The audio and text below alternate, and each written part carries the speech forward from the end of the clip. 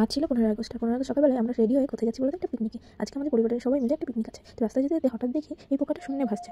শূন্যে ভাসছে মানে অনেকক্ষণ থেকে দেখার পর বুঝতে পারলাম যে ও একটা ঝুল আছে, সেই ঝুলের সাথে আটকে রয়েছে, তাই জন্যই এইভাবে নড়াচড়া করছে আর সেটা দিয়ে ধীরে ধীরে ওঠার চেষ্টা করছে।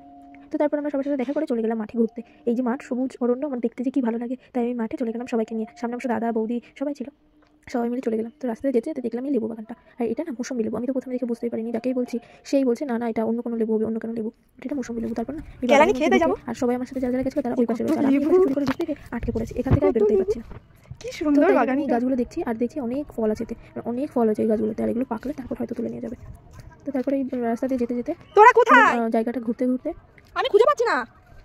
খুঁজে পাচ্ছি না, মানে এখান থেকে বেরোনোর রাস্তা খুঁজছিলাম। আমি খুঁজতে পাকা লেবু, যে পাকা লেবুটা আমি তুলে নিলাম, ছিঁড়ে নিলাম আর নিয়ে দৌড় দিলাম। তারপর ওখান থেকে কোনো রকমভাবে বেরিয়ে বাইরে এসে দেখি এখানে একটা লজ্জাপতি গাছ আছে, ভালো লাগে। আর এই পাতাগুলো দেখো টাচ করলে কেমন বুঝে যায়।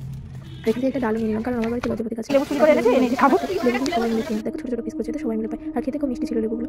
তারপর আমি বাড়িতে গরম লাগছিল বলে আমরা চলে এলাম আবার মাঠে আস্তে আস্তে দেখি এখানে একটা বড় তেজপাতা বাগান আছে। তো এই গাছগুলো কিন্তু সব তেজপাতা গাছ। হ্যাঁ, তো এইখানে চলে এলাম। তো এখানে এসে দেখি জামাইবাবু, দাদা, ভাই এরা সবাই মিলে যে যার মতন খেলা করছে, গল্প করছে, কেউ গেম খেলছে, ফোনে ভিডিও দেখছে, এই করছে। তো তারপরে সবার সাথে আসলাম গল্প করতে, সবাই মিলে আমরা এখানে সামিল হলাম। তো এখানটা ঠান্ডা ছিল, তাই আমি জায়গাটায় বসেছিলাম সবাই মিলে। তারপর আমি এই বাগানটা একটু ঘুরছিলাম, কারণ আমার ঘুরতে খুব ভালো লাগে। আর এই বাগানটার মধ্যে আমি একটু হেঁটে হেঁটে দেখছিলাম। আর এই তেজপাতাগুলোর গন্ধ না, পাতাগুলোর গন্ধ খুব সুন্দর, তাই জন্যই গন্ধ মানে দাঁড়িয়েছিলাম আমার মধ্যে একটু বাড়িয়ে খাওয়া দাওয়া করার পরে। এই পিচটা দেখো, ও খাচ্ছে আমার। তো তারপর খেয়ে বলছে বাবা একাই বলছে দেখো। তারপরে শোনো কি খেলে এটা? কি খেলে কি এটা? ও মানে কি খাচ্ছো? আম্মা ভালো তেত্তি তেত্তি। যার পাশে কে বল। এটা না আমার একটা দাদা, ও একদম একটু আজকে অনেকদিন পর পাকা কই? পাকা কথা জানি, পাকা কথা বলে। তো কোনো দেখে নি কিন্তু দুধের মধ্যে না আমরা ওগুলো খেতে খুব ভালো লাগছিল, তাই বসে বসে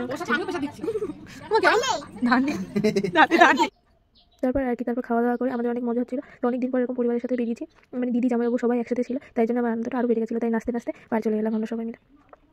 আজকে দিনটা খুব ভালো কাটলো। তোমাদের ভিডিওটা কেমন লাগলো অবশ্যই লাইক কমেন্ট শেয়ার করো।